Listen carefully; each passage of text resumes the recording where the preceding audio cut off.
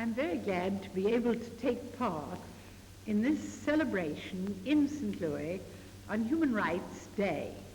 Ever since the Declaration of Human Rights, the Universal Declaration of Human Rights, was passed in Paris in 1948 on December the 10th, we have fostered the observance of this day not only in the United States, but throughout the world. The object is to make people everywhere conscious of the importance of human rights and freedoms.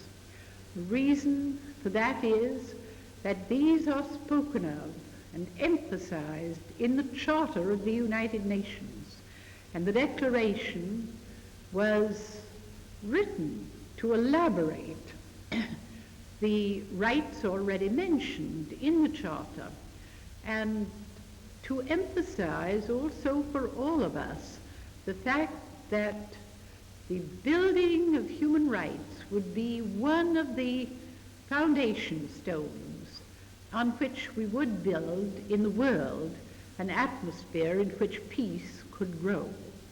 For that reason, all over the world, we've encouraged the associations for the United Nations to observe a whole week before United Nations Day comes around to explain United Nations and what goes on in that organization.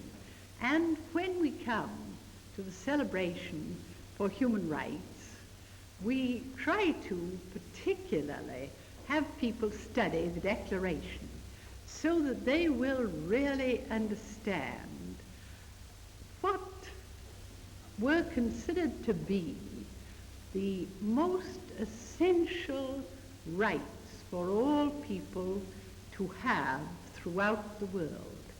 They fall into different groups, and one reason that we are now considering the writing of a covenant or covenants is because we feel that these rights should sometime be actually written into the laws of countries throughout the world.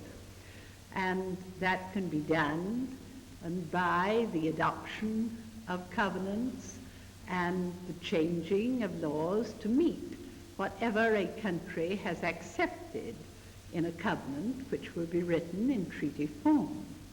These things must be well understood, because even though you accept treaties and countries ratify those treaties, the real change which must give to people throughout the world their human rights must come about in the hearts of people. We must want our fellow human beings to have rights and freedoms which give them dignity and which will give them a sense that they are human beings that can walk the earth with their heads high and look all men in the face. If we observe these rights for ourselves and for others, I think we will find that it is easier in the world to build peace, because war destroys all human rights and freedoms. So in fighting for those, we fight for peace.